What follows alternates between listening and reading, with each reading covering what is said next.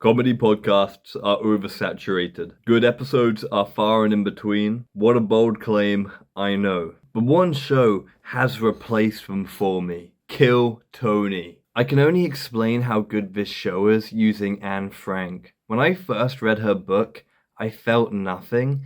But if that diary contained some dirty content, I'd actually miss her. Kill Tony is my dirty Anne Frank diary. Now, Tony is a host that comes in three forms. You have Nice Tony. Wow.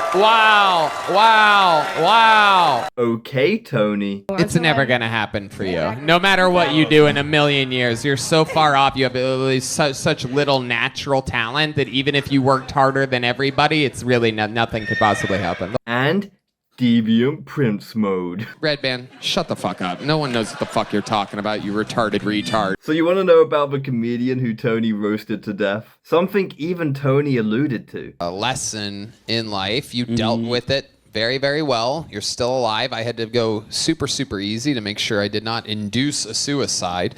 Really close. I did real good with it, right? Yeah, you did great. It was very, very, very nice. Tony's not making anyone kill themselves. Thank you so much. Thank you. This is the episode where we clear the air about me inducing suicides, which is out there in the zeitgeist somewhere if you look hard enough for it. Something only 10,000 people know. The comedian in question, you ask? Well, let's bring him up. Oh no, wrong comedian. Back the hell you go, Robbie. Why? All I wanted to do was make people laugh. Yeah, well, tell that to the Bible. This comedian, Nick Roche, he's dead, who cares? An upcoming comedian who performed at the Mothership. He's toured with David Lucas and frequently appeared on Rap Battle. Now, I don't know why Tony would want people to find this. It doesn't make anyone look good, and the only account is given by one comedian, Ty Rivera.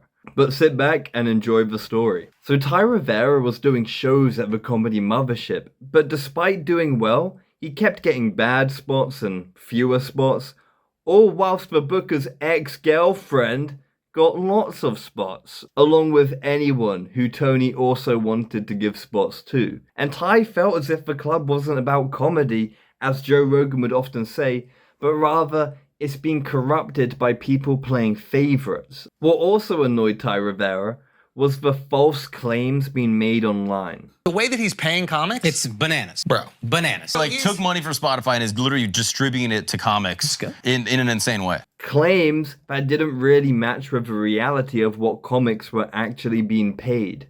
Add in that they were saying how they'd raise and promote comics. This last night when I went back about the club. And you kept talking about, like, this way of, like, funneling and nurturing talent.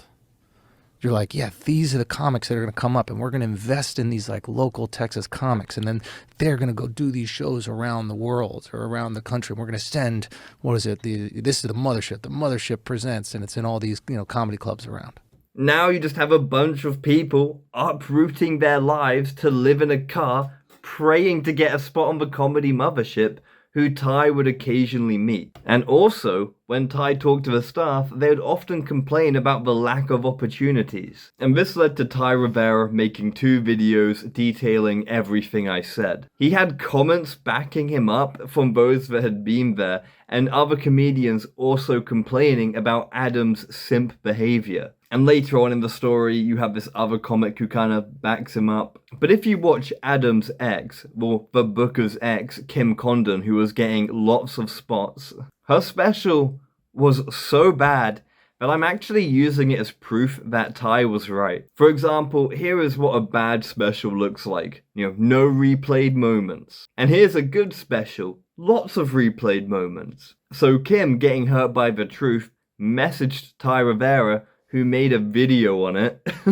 Of course he did. Where she went, good luck getting spots now. And if a comedian, an employee, is saying that, then it kind of confirms the favoritism. What's even more awkward is that she went to her ex to get me. Oh, Jesus Christ. Cringe. Let me just say, comedy would not miss Kim Condon. I might miss that cake though. Now, after these videos, a text message went around the Mothership saying that Ty is banned from actually entering the club. Also, his friend Leonarda, who's a great comic, reminds me of a female Tim Dillon, got banned for sharing that video and for having beef with a member of staff. She roasted them too badly on her podcast years ago, and in response, that staff talked behind her back, would often try bullying her. This is already petty, but expect more petty behavior from comedians. Now, as time went on, people started to talk behind Ty's back, and it was said that Tony would often go to people saying, "Yo, don't let Ty work this show." And obviously, this annoyed Ty, and he made a video where he said, "Imagine if I cared, if I wasn't mentally strong, if I was weak, and this is what's been done to me. No, I would be in a very dark place." And then he brought up Nick Rouche, and would claim that Tony would frequently bully him in the green room before he actually took his own life. And then started to mention how Red Band has been drinking heavily due to their toxic relationship. Now, to interject, I don't know if I believe Ty here. 1, he was angry, and 2, there just isn't enough information given to take sides. Like, sure, Tony's regulars might mock it, but obviously Tony has a massive influence on their careers, so, their opinions don't really mean much. And also, Tony is known for roasting comics in the green room. So is this not Tony consistently roasting this guy being now taken as bullying? But at the same time, I personally don't think Ty would bring it up for nothing, but there's just not enough information to know why he brought it up. And he was right about Red Band. It's joked about, but you can tell Tony goes Deviant Prince mode on him.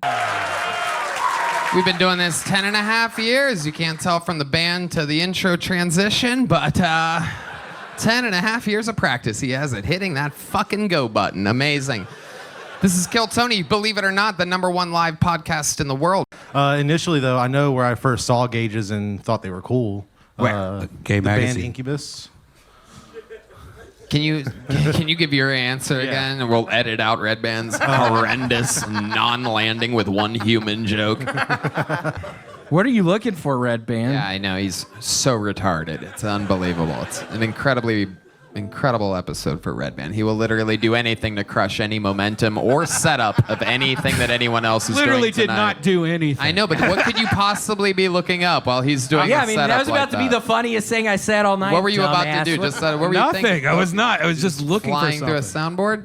Yeah, that's Okay. what I do here. Well, yeah, I know. And then you hit. Okay, you suck, Red Band. Wow, it's fucking period app. So keep going. No, you suck tonight. It's not a period. I have. By the You way, I have a suck tonight. period app, and every time he acts like a dick, There I you put go. it on the You're period app, bombing and again. it adds up. You're bombing again. I have a period app, everybody. A period app. You suck at your job.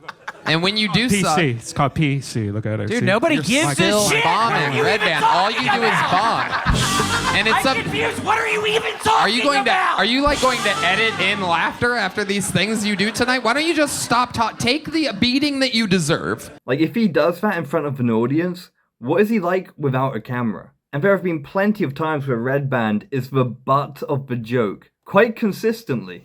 I mean, maybe they're turbulent, so maybe they'll get through it this time. Maybe they don't want to do it again because they were together 20 years ago. You just got to figure out like how to be who you are when you really like each other. Like, remember in the beginning? Isn't that fun? You appreciated each other. Figure out how to recapture that because that's still the same person. Just people get sick of each other. You ever get sick of a guy you work with and you quit the job and you're like, I fucking miss that dude. You know, they become part of your little community. Yeah, that's why I keep working with Red Band. I love that dude. He's a character. There's only one of those dudes. Mm-hmm. As for what happened next, well, let's carry on. Leonarda came on where she shared the same complaints about the favoritism going on at the mothership, and then they mentioned a rumor going around that Bianca was blowing Adam for spots. Ty also mentioned in the episode afterwards, hey Bianca, if you don't want those rumors going around, actually be a good comic and people wouldn't think that. And in response to all of this, Adam ended up calling up the owners of the studio where Ty Rivera would record his podcast and got him removed, which Ty Rivera also showed the messages to. And you might ask, how did he achieve that? For one, it was in another comedy club, The Creek in the Cave.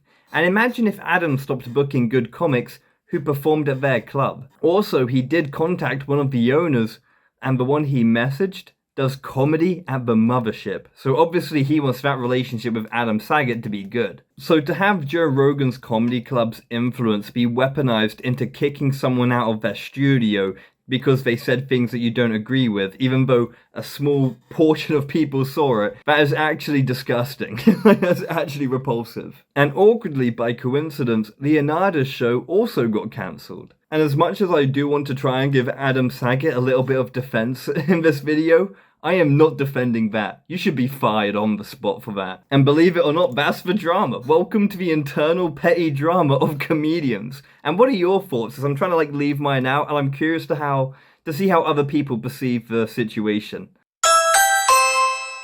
Oh, Bobby, can you get that? The takeaways here.